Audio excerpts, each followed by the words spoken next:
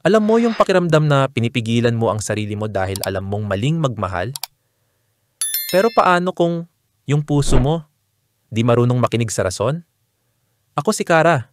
Ang kwento ko ay tungkol sa isang pag-ibig na hindi ko hinanap, pero dumating sa oras na hindi ko inaasahan. Oo, mahal ko ang kapatid ng ex ko, at hindi ito basta-bastang kwento ng kalandian o kabaliwan. Ito ay kwento ng pagpigil, pagdurusa, ng tunay na pag-ibig sa maling pagkakataon.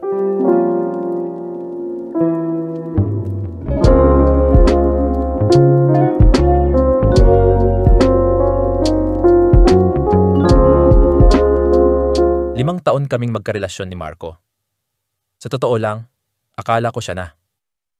Kahit hindi perpekto, minahal ko siya ng buo. Hanggang sa isang araw, bumitaw siya. Wala man lang babala. Isang text. Kailangan ko ng space. Paalam, Kara. Walang paliwanag. Walang closure. Tulad ng hangin, nawala na lang siya. Ilang buwan akong lugmok. Ang mga pangarap naming dalawa, bigla na lang naglaho. Pero kahit ganon, hindi ko magawang mainis sa pamilya niya. Lalo na kay Matt, ang mas tahimik, mas seryoso, at mas misteryosong kapatid ni Marco. Si Matt, yung tipong hindi mo mapapansin sa una, pero habang tumatagal, para siyang libro na gusto mong basahin at hindi mo maibalik sa shelf. Tahimik pero palaban. Laging may dalang kamera. Laging nakamasid.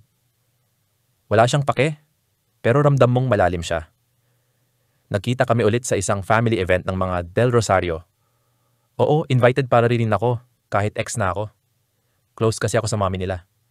Haaminin ko, awkward nung una. Lalo na't nandoon si Marco, kasama na ang bago niyang girlfriend. Habang pinipilit kong ngumiti at makipagplastikan, bigla akong tinabihan ni Matt. Okay ka lang?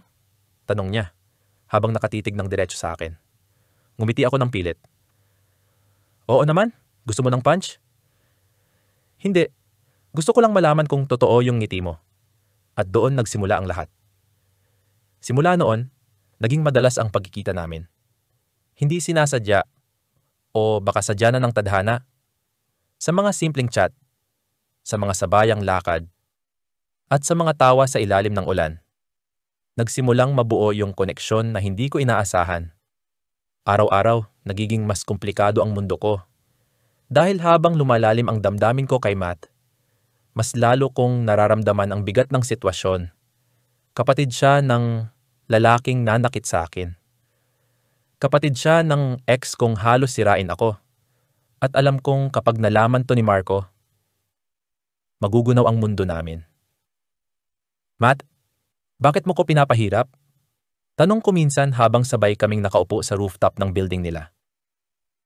Kung pipili ako ng madali, hindi kita mamahalin, sagot niya. Bakit ako pa? Siguro kasi alam kong hindi mo ako pipiliin. Pero umaasa pa rin akong maramdaman mong totoo ako. Dumating ang araw ng pagsabog. Nahuli kami ni Marco na magkasama ni Matt sa isang gig. Magkayakap, hindi halik. Pero sapat na para masira ang mundo niya. Anong ginagawa mo sa kanya, Kara? Ganti ba to? Ginamit mo kapatid ko? Sampal ang sumunod. Hindi mula kay Marco, kay Matt. Huwag kang bastos. Kung may ginamit dito, ikaw yun, sabi ni Matt habang tinuturo ang kuya niya. At mula noon, pumutok ang lahat. Galit ang pamilya. Tahimik ang mami nila. At tuluyang nawasak ang koneksyon namin sa isa't isa. Nagdesisyon akong lumayo. Para kay Matt. Para sa akin. Ilang taon ang lumipas. Tahimik na ang lahat. Si Marco, may anak na. Si Matt, wala akong balita. Hanggang isang araw, habang nakasakay ako sa jeep, may umupo sa tabi ko. Miss mo pa rin ang rooftop, no? Paglingon ko, si Matt. May hawak na kamera. At may dalang rosas.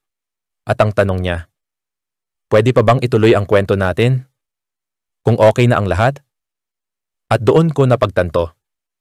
Ang totoong pag-ibig, kahit ipagpaliban mo, hahanapin ka pa rin